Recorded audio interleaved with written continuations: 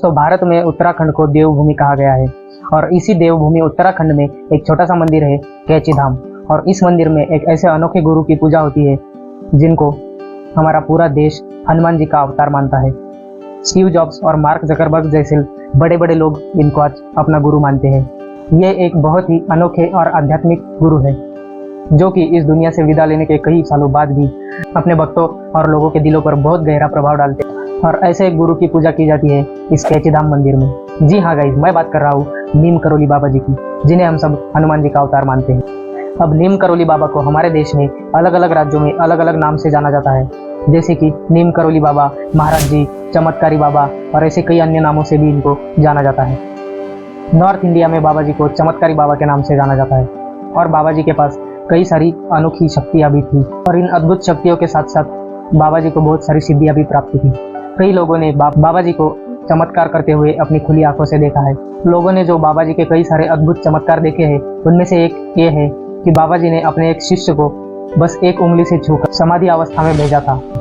और ये भी कहा जाता है कि एक वक्त जब भूखमरी का टाइम आ गया था तब बाबा जी ने नदी के पानी को घी में बदल दिया था और इसी घी से बहुत सारी पूड़ियाँ तली थी जिससे कि लोगों की भूख मिट सके। नीम करोली बाबा जी का जन्म उत्तर प्रदेश में फिरोजाबाद जिले में अकबरापुर नाम के एक गाँव में हुआ था और माना जाता है कि जब बाबा जी 17 साल के थे तब उन्हें अपनी सारी शक्तियों और दुनिया के बारे में सब कुछ पता चल चुका था। तो उत्तराखंड कैची धाम में मौजूद ये मंदिर ज़्यादा फेमस तब हुआ था जब फेसबुक के फाउंडर मार्क जकरबर्ग इंडिया में श्री नरेंद्र मोदी जी से मिलने आए थे और तब उन्होंने कहा था कि वो इंडिया में कैची धाम मंदिर जाकर बाबा नीम करोली के दर्शन करना चाहते हैं। और यहाँ पर आने की सलाह उन्हें एप्पल के सीईओ स्टीव जॉब्स ने दी थी। उस समय फेसबुक का टाइम बहुत ही ज़्यादा खराब चल रहा था और इसी वजह से स्टीव जॉब्स ने उनसे कहा था कि आप एक बार इंडिया जाके कैची धाम मंदिर हो आइए। लेकिन उस समय बाबा जी इस दुनिया में नहीं थे, तो इसलिए वो सिर्फ 2 दिन वहाँ पर रुके और फिर वापस चले गए। यदि हम बाबा जी के भक्तों की बात करें तो बहुत सारे बड़े बड़े सेलिब्रिटीज, फॉरेनर्स और कई सारे बड़े बड़े कार सिंगर बाबा जी के भक्तों की लिस्ट में शामिल है, जैसे कि Anushka Sharma, Virat Kohli, mark Zuckerberg, Steve jobs, Ramdas, माँ जया और डैनियल गोलमैन। ये सारे लोग आज भी बाबा जी को बहुत ही ज़्यादा मानते हैं। आज भी ये लोग बाबा जी के बहुत बड़े भक्त हैं और बाबा जी के भक्तों में हर तरह के लोग शामिल होते हैं, चाहे वो वीआईपी हो या फिर कोई फॉरेनर हो या फिर कोई चोर या डाकू हो। बाबा जी किसी के भी साथ कोई भेदभाव नहीं करते थे और उनके ज़्यादातर भक्त फॉरेनर्स थे। और साथ ही बहुत सारे अमीर और गरीब लोग भी हैं जो कि आज भी बाबा जी के परम भक्त हैं।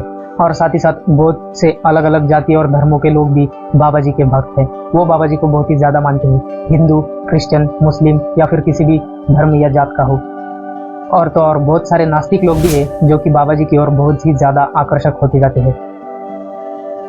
तो चलिए अब इस कहानी में आगे बढ़ते हैं और बाबा जी के चमत्कारों और कई सारी लीलाओं के बारे में कुछ और जानकारी लेते हैं। साइकोडेलिक ड्रग एक ऐसा ड्रग जो कि दुनिया का सबसे खतरनाक माना जाता है, जिसे लेने के 2-3 घंटे बाद ही इंसान के दिमाग पर बहुत ही ज़्यादा गहरा असर पड़ने लगता है।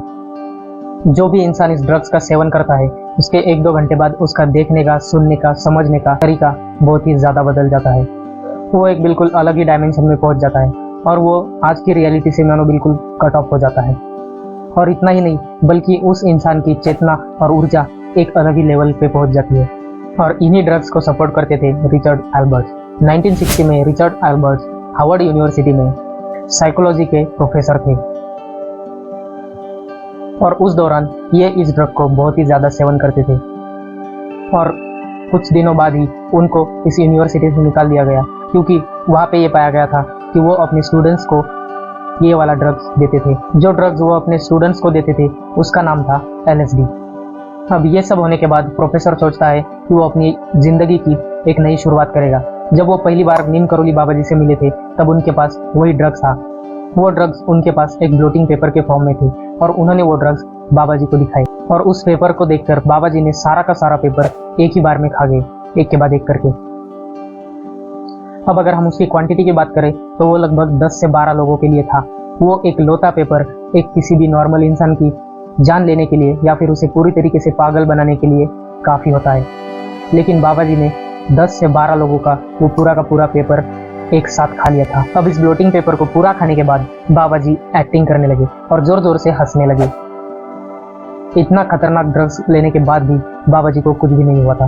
फिर थोड़ी देर बाद बाबा जी ने रिचर्ड्स को बताया कि ये जो ड्रग्स आप सेवन कर रहे हैं ये आपको कुछ घंटों के लिए यानी कि 2-3 घंटों के लिए एक अलग लेवल तक पहुंचा सकता है, एक अलग ही डायमेंशन में पहुंचा देता है। मतलब थोड़ी देर के लिए आपको अपनी लाइफ में कुछ अलग अनुभव हो सकता है, कुछ अलग सी क्लैरिटी आ सकती है, वो भी सिर्फ 2 या 3 घंटे के लिए।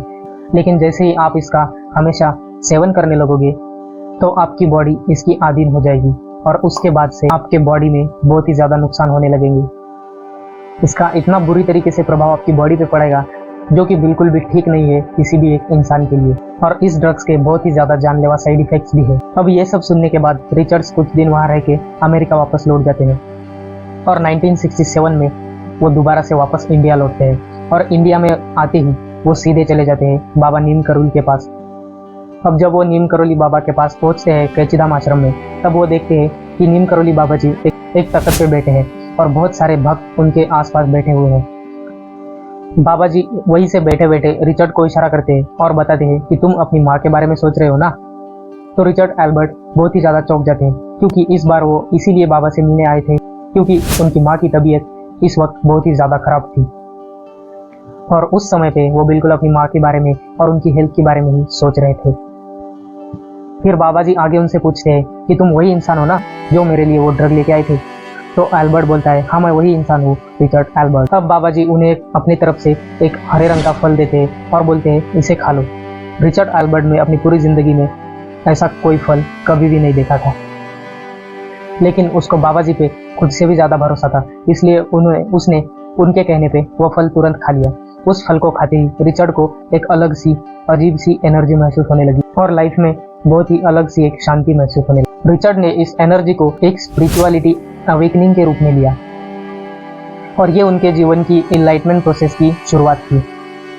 उस दिन से रिचर्ड एल्बर्ट ने ये ड्रग्स और नशे की दुनिया पूरी तरीके से छोड़ दी और उसी वक्त से नीम करोली बाबा जी ने उन्हें एक दूसरा अलग नाम दे दिया जो कि था रामदास। लेट 90s में रिचर्ड एल्बर्ट बहुत ही ज़्यादा फेमस हो गए थे अमेरिका में रामदास के नाम से, लेकिन इंडिया में बहुत ही कम लोग हैं जो कि उन्हें रामदास के नाम से जानते हैं। और बाद में उन्होंने एक किताब भी लिखी थी नीम करोली बाबा जी की जो कि लेट 1960s में बहुत ही ज़्यादा फेमस होती। अब अगला किस्सा जो बाबा जी के बारे में है वो है ट्रेन का। एक बार क्या होता है, बाबा जी बिना टिकट के एक ट्रेन में सफ़र कर रहे होते हैं और तभी एक इंसान ने उन्हें इस तरह से मजबूर कर दिया कि उन्हें मजबूरन ट्रेन से उतरना पड़ा। और वो जिस जगह पे उतरे थे वो थी उत्तर प्रदेश के फर्रुखाबाद जिले की नीम करोली गाँव। और अब इंटरेस्टिंग पार्ट तो ये है कि जैसे ही बाबा जी ट्रेन से नीचे उतरे वो ट्रेन 1 इंच भी आगे नहीं बढ़ी। अब 1 घंटा हो गया, 2 घंटे हो गए, 3 घंटे हो गए, लेकिन ट्रेन अपनी जगह से हिलने का नाम भी नहीं ले रही थी। लोग उस आदमी को बस एक ही बात बोल रहे थे कि आपको उन साधु को ट्रेन से नहीं उतारना चाहिए था।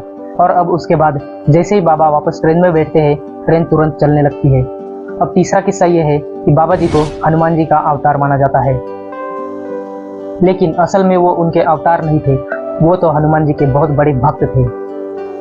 कहा जाता है कि उन्होंने 13 साल हनुमान जी के साथ एक गुफा में बैठकर बहुत गहरी तपस्या की थी और इसी तपस्या के दौरान बहुत सारी अनोखी शक्तियां और सिद्धियां प्राप्त की थी स्वयं हनुमान जी से, जिन शक्तियों का प्रयोग आगे चल के वो अपनी सामाजिक कार्यों में करते थे।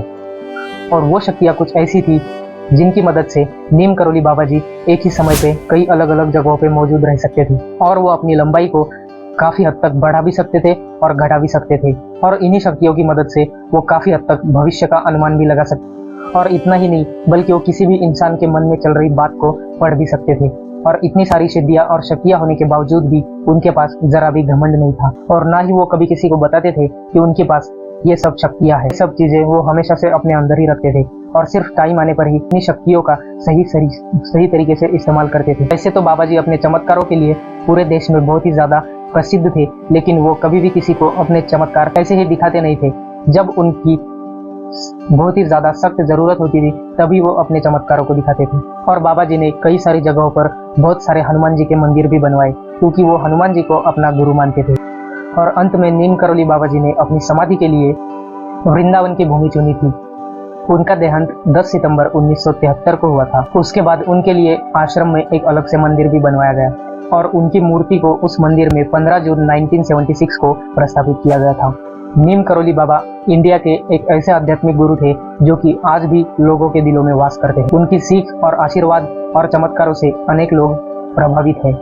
उनके मरने के कई सालों बाद भी लोग उनके चमत्कारों का अनुभव कर रहे हैं। बाबा जी अपने जीवन में हमेशा से एक बात बोलते थे कि हम सब लोग एक हैं, और वो साथ में ये भी कहते थे कि अपनी तरफ से जितना हो सके गरीब लोगों को खाना दान करो, क्योंकि खाना ही उनके लिए भगवान। अब चाहे किसी को विश्वास हो या ना हो, लेकिन नीम करौली बाबा जी की विरासत आज भी दुनिया के लोगों को प्रभावित करती है। तो दोस्तों, यही थी नीम करौली बाबा की कहानी। तो चलिए अब इस वीडियो को यहीं पे खत्म करते हैं। अगर वीडियो अच्छी लगी हो तो तुरंत वीडियो को लाइक करो, शेयर करो और कमेंट भी करो, और साथ ही साथ सब्सक्राइब करके बेल आइकन दबाओ। और इसके अलावा अगर आपके पास आपका कोई रियल हॉरर इंसिडेंट है, या फिर आपके आसपास में ऐसी कोई भी हॉरर स्टोरी है जिसके बारे में आप जानते हैं, तो आप हमें शेयर कर सकते हैं नीचे दिए गए ईमेल आईडी पर। तो चलिए मिलते हैं अगले वीडियो में, तब तक के लिए स्टे ट्यून्ड।